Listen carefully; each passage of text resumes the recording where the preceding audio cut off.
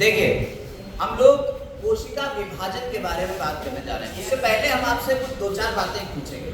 सबसे पहले, आप छोटे से बड़े हुए हो, ये बात तो क्लियर है आपको, यानी आप छोटे भी थे कभी और धीरे धीरे धीरे धीरे वृद्धि करते हुए बड़े हुए, ठीक है।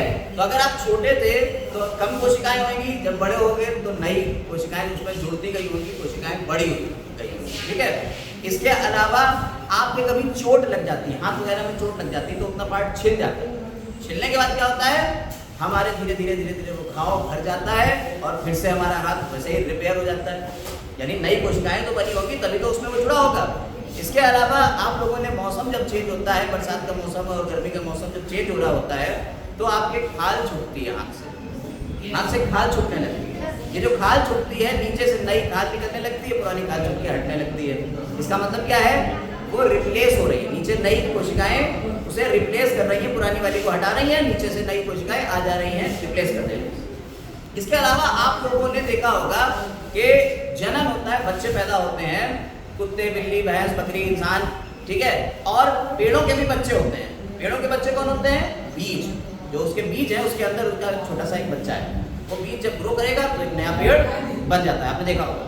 तो जब बच्चे पैदा हो रहे हैं यानी कि जनन हो रहा है, तो जनन के टाइम पे भी कोशिका विभाजित होती है, ठीक है।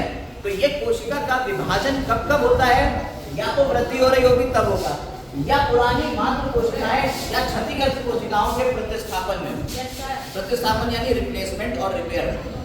जनन के टाइम पे युग्मक के निर्माण, जनन के टाइम पे क्या होता है, युग्मक बनता है, उसके निर्माण में कोशिका विभाजन करती है। कोशिका बेसिकली इन चार चीजों से के लिए विभाजन करती है, जिसकी वजह से ग्रोथ, रिपेयर, रिप्लेसमेंट और रिप्रोडक्शन, इसके लिए कोशिका विभाजित होती है।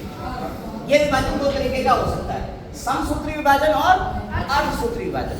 अगर एक कोशिका विभाजित हो रही है और विभाजित होकर अपने ही जैसी कोशिकाएं बना रही है, एक कोशिका विभाजित हुई और विभाजित होकर अपने ही जैसी कोशिकाओं का निर्माण करती है, यानी ये कोशिका थी, मान लीजिए इसके अंदर दो क्रोमोसोम थे, दो क्रोमोसोम से लेकर चलते, इसका विभाजन हुआ और विभाजित होकर अपने ही जैसी कोशिका बनी, यानी मातृ कोशिका जैसी ही संतति कोशिका। ये जो कोशिकाएं होंगी क्या कहेंगे बेटा, समझिए, ये संतति कोशिका है, संतति कोशिका है। और ये ऊपर वाली है कौन सी है, ये मातृ कोशिका है। तो संतति कोशिका मातृ कोशिका के जैसे अगर है, यानी कि इसके अंदर भी दो क्रोमोसोम, इसके अंदर भी दो क्रोमोसोम, तब इस तरीके के विभाजन को क्या कहते हैं, समसूत्री विभाजन। एक सही हो गया।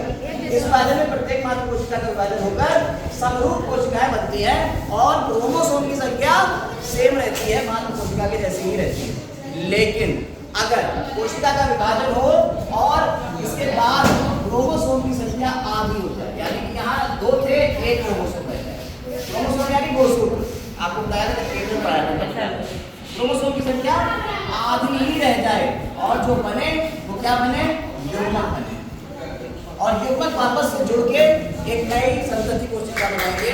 तो अगर युग्मक जुड़ रहे हैं, ठीक है, तो उससे आपका नया जाइगोट बनेगा, ठीक है, युग्मनज। वही चीज यहाँ लिखी हुई है कि जंतु और पौधों की विशेष कोशिकाएं होती हैं जो विभाजित होकर युग्मक बनाती हैं, और युग्मक बनाने के बाद उसमें जब विशेषण होता है वो दोबारा युग्मक जुड़ जाएंगे, तो क्या होगा, संतति का निर्माण हो जाएगा, यानी बच्चा पैदा हो जाएगा, यानी जाइगोट बनेगा, बेसिकली जाइगोट बनेगा। तो इस तरीके का विभाजन जिसमें क्रोमोसोम की संख्या आधी रहेगी, गुणसूत्रों की संख्या आधी रह गई। देखिए, दो बार विभाजन हुआ है, एक बार हुआ और फिर दूसरी बार फिर हुआ। अगर क्रोमोसोम यानी गुणसूत्रों की संख्या आधी रह गई है तो इस तरीके का विभाजन क्या कहलाता है, अर्धसूत्री विभाजन। सूत्र मतलब गुणसूत्र, यानी गुणसूत्र अगर एक से रहेंगे तो समसूत्री, अगर गुणसूत्र आधे हो गए तो अर्धसूत्री विभाजन होता है। इस तरीके से आपके दो तरीके के विभाजन होते हैं। बस यही है कोशिका विभाजन। यहाँ पे आपका चैप्टर खत्म हो जाता है।